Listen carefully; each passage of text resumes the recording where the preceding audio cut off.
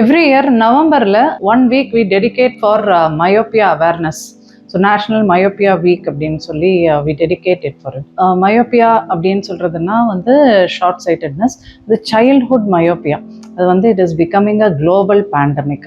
குழந்தைங்களுக்கு வந்து இந்த டிஸ்டன்ஸ் விஷன், ஸோ போர்டு சரியாக தெரியல அப்படின்னு சொல்கிறாங்க இல்லையா.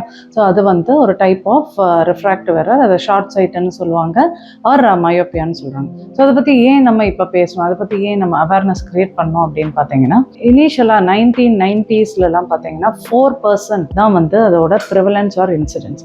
பட் இப்போ கரண்ட் இது வந்து it is 25%. That is, 1 in every 4 children or teenager is suffering from this childhood myopia, and they are compelled to wear glasses to see clearly for distance vision.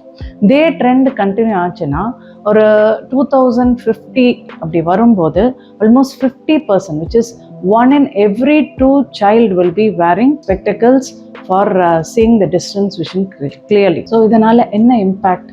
It has a lot of mental, social and intellectual performance definitely வந்து அது impact பண்ணுது. In addition to the risk of retinal problems. Retinal problemsனா இந்த myopia power more than -6 diopter அந்த மாதிரிலாம் போச்சுன்னா அதை pathological myopia அப்படின்னு சொல்லுவோம்.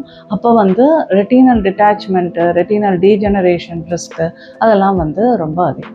ஸோ அதை நம்ம என்ன பண்ணுறது? இது வந்து டெவலப் ஆகாமல் இருக்கிறது ஆர் அந்த பவர் ரொம்ப ஏறாமல் இருக்கிறது அப்படின்னா நம்ம கையில் சில விஷயம் இருக்குது. ஸோ என்கரேஜ் பண்ணுங்கள் outdoor games. They have to spend more time outdoors. At least 2 hours every day they have to be engaged in some form of sporting activities. So after school games or sports, and whenever possible, spend time in the light. சன்லைட்டோட exposure நிறைய இருக்க மாதிரி. In addition to vitamin D, it also benefits children in this way. So பால்கனியில் நிற்க சொல்கிறது, ஒரு வெளியில் வந்து பை வாக் பண்ணுறது, அந்த மாதிரி encourage lot of outdoor activities and outdoor games and outdoor sports. So social இன்ட்ராக்ஷனும் இருக்கும் அண்ட் ஹெல்த் பெனிஃபிட்ஸும் டெஃபினட்டாக வந்து இதில் இருக்கும். In addition to this, you should also encourage them to look out, see distant objects. Stargazing. So night டைமில் பார்த்தீங்கன்னா star case பண்ணலாம், வெளியில் வந்து ஏதாவது கார்டனை பார்க்கலாம்.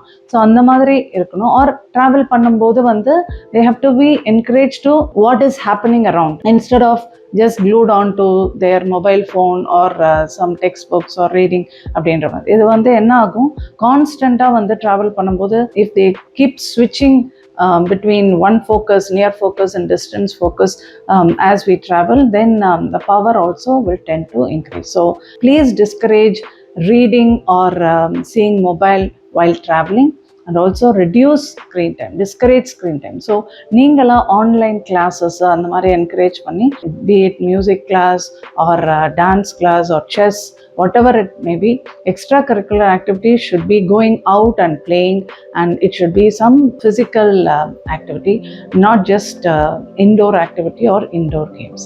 So அது மாத்திரம் கொஞ்சம் please make sure that you do it.